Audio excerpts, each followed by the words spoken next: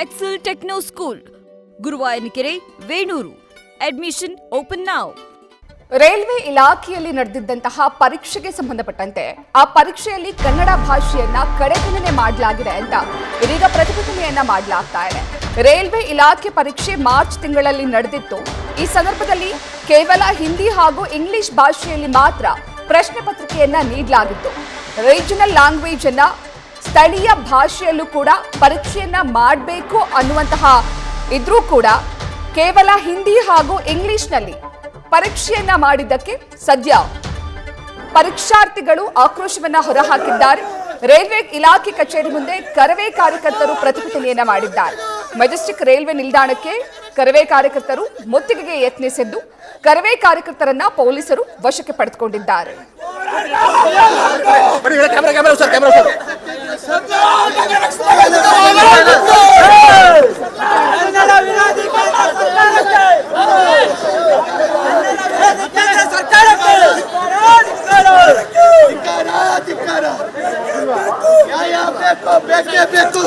ಕನ್ನಡ ಬೇಕು, ಬೇಕೇ ಬೇಕು, ಕನ್ನಡ ಬೇಕು. ಕರ್ನಾಟಕ ರಕ್ಷಣಾ ವೇದಿಕೆ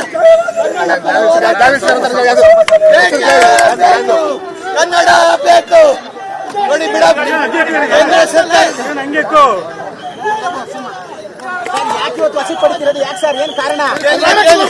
ಕೇಂದ್ರ ಸರ್ಕಾರ ರೈಲ್ವೆ ಪರೀಕ್ಷೆ ಕನ್ನಡ ಬಿಟ್ಟು ಹಿಂದಿ ಇಂಗ್ಲಿಷ್ ಅಲ್ಲಿ ಮಾಡ್ತಾ ಇದೆ. ಹಾಗಾಗಿ ಕನ್ನಡ ಬೇಕೇ ಬೇಕಿದ್ದ ಕರ್ನಾಟಕ ರಕ್ಷಣಾ ವೇದಿಕೆಯಿಂದ ಹೋರಾಟ ಮಾಡ್ತಾ ಇದ್ವಿ. ಈ ಪರೀಕ್ಷೆ ಬಿಡೋದಿಲ್ಲ.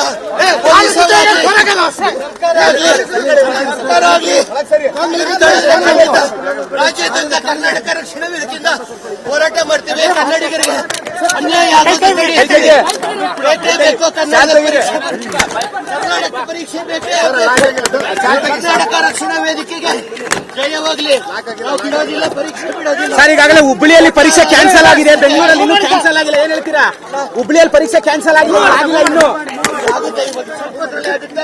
ರಾಜ್ಯಾದ್ಯಂತ ಹೋರಾಟ ಆಗುತ್ತೆ. ಹಾಗಾಗಿ ಎಲ್ಲರೂ ಕನ್ನಡ ಪರವಾಗಿರ್ಬೇಕು, ಪರೀಕ್ಷೆ ವಿರೋಧ ಮಾಡಬೇಕು. ಇಂಗ್ಲಿಷು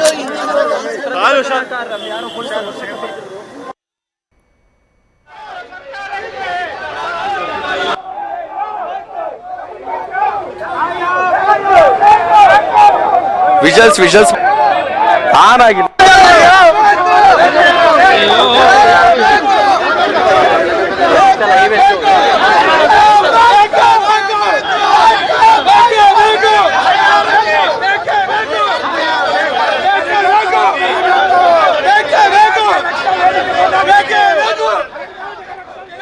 ರೈಲ್ವೆ ಇಲಾಖೆಯಲ್ಲಿನ ವಿವಿಧ ಹುದ್ದೆಗಳಿಗೆ ಪರೀಕ್ಷೆಯನ್ನ ಮಾಡಲಾಗಿತ್ತು. 194 ಗೂಡ್ಸ್ ಟ್ರೈನ್ ಮ್ಯಾನೇಜರ್ ಹುದ್ದೆಗೆ ಪರೀಕ್ಷೆಯನ್ನ ಮಾಡಲಾಗಿತ್ತು. ಬೆಂಗಳೂರು, ಹುಬ್ಬಳ್ಳಿ ಹಾಗೂ ಮೈಸೂರಿನಲ್ಲಿ ಪರೀಕ್ಷೆ ನಡೆದಿತ್ತು.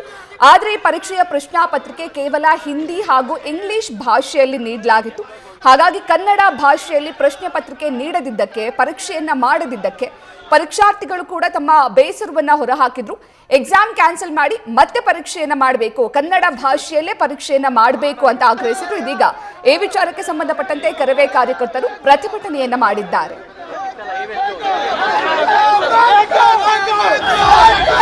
ಕರ್ನಾಟಕದ ರೈಲ್ವೆ ಇಲಾಖೆಯಲ್ಲಿ ಕೆಲಸ ಮಾಡ್ತಿರುವಂಥ ಅಭ್ಯರ್ಥಿಗಳ ಪ್ರಮೋಷನ್ ಅಥವಾ ಪದೋನ್ನತಿಗೆ ನಡೆಸಿರುವಂಥ ರೈಲ್ವೆ ಇಲಾಖೆಯ ಪರೀಕ್ಷೆಗಳನ್ನು ಏನಿವತ್ತು ಕೇಂದ್ರ ಸರ್ಕಾರ ರೈಲ್ವೆ ಇಲಾಖೆ ನಡೆಸ್ತಾ ಇದೆ.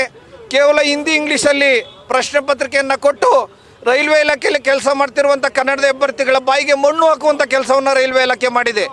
ಕನ್ನಡದಲ್ಲಿ ಪ್ರಶ್ನೆ ಪತ್ರಿಕೆ ಕೊಡುವಂಥ ಕಾನೂನಿದ್ರೂ ಕೂಡ ಕಾನೂನನ್ನು ಗಾಳಿಗೆ ತೂರಿ ಬೆಂಗಳೂರು, ಹುಬ್ಬಳ್ಳಿ ಮತ್ತು ಮೈಸೂರು ವಲಯದಲ್ಲಿ ಪರೀಕ್ಷೆ ನಡೆಸ್ತಾ ಇದೆ.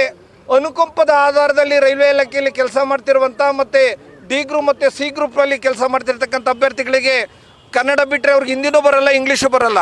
ಆದರೆ ಉತ್ತರ ಭಾರತದಲ್ಲಿ ಮಾಡುವಂಥ ಪರೀಕ್ಷೆಗಳನ್ನು ಹಿಂದಿ ಇಂಗ್ಲೀಷಲ್ಲಿ ಮಾಡೋದ್ರಿಂದ ಅವ್ರು ಹಿಂದಿಲಿ ಬರೆದು ಪ್ರಮೋಷನ್ ತಗೊಂಡು ಹೆಚ್ಚಿನ ಸಂಬಳ ಪಡೆಯುವಂಥ ಮತ್ತು ಉನ್ನತ ಹುದ್ದೆಗೆ ಹೋಗುವಂಥ ಅವಕಾಶ ಆಗ್ತಾಯಿದೆ. ಯಾಕೆ ಕನ್ನಡಿಗರು ತೆರಿಗೆ ಕಟ್ಟಲ್ವ? ಅತಿ ಹೆಚ್ಚು ತೆರಿಗೆ ಕಟ್ಟುವಂಥ ರಾಜ್ಯ ಕರ್ನಾಟಕ. ನಾವು ದೇಶದ ಒಕ್ಕೂಟ ವ್ಯವಸ್ಥೆಯಲ್ಲಿಲ್ವಾ? ಕರ್ನಾಟಕದ ಮತದಾರರು ಮತ ಹಾಕಲ್ವಾ?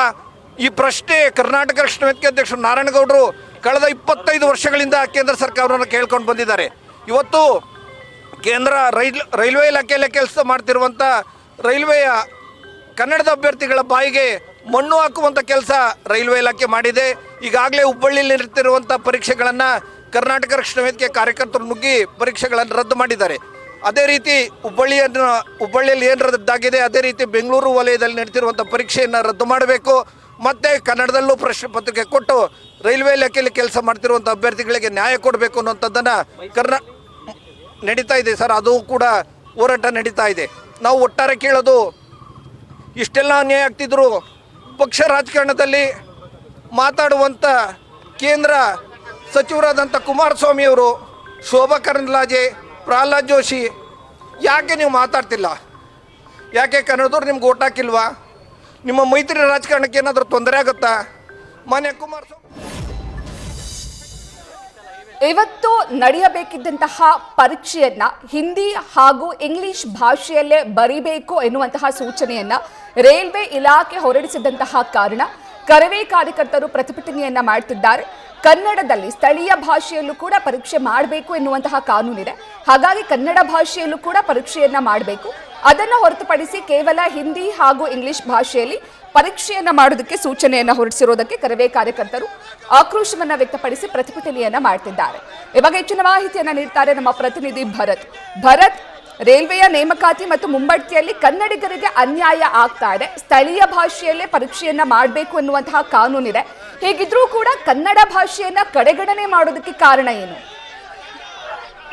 ಪ್ರತೀಕ್ಷಾ, ಈಗಾಗಲೇ ಬೆಳಗ್ಗೆಯಿಂದಲೂ ಕೂಡ ಬೆಂಗಳೂರಿನ ಕೇಂದ್ರ ವಿಭಾಗದಲ್ಲಿ ಪರೀಕ್ಷೆ ನಡೀತಾ ಇದೆ.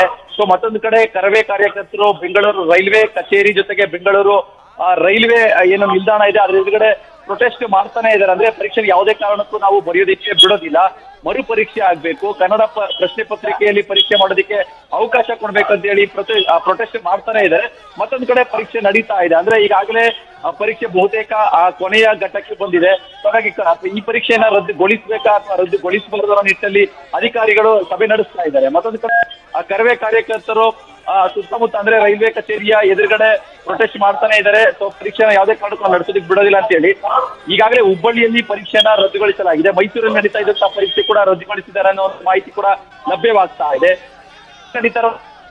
ಅಧಿಕೃತವಾಗಿ ರದ್ದುಗೊಳಿಸಿದ್ದಾರಾ ಇಲ್ಲ ಅನ್ನೋದ್ರ ಬಗ್ಗೆ ಈಗ ರೈಲ್ವೆ ಇಲಾಖೆಯವರು ಖಚಿತವಾದ ಒಂದು ಮಾಹಿತಿಯನ್ನ ಕೊಡ್ತಾ ಇಲ್ಲ. ಮತ್ತೊಂದು ಕಡೆ ಕನ್ನಡ ಪರ ಹೋರಾಟಗಾರರು ಈ ಪರೀಕ್ಷೆನ ರದ್ದುಗೊಳಿಸಲೇಬೇಕು ಅನ್ನೋ ಒಂದು ಒತ್ತಡವನ್ನ ಹೇರ್ತಾನೆ ಇದ್ದಾರೆ.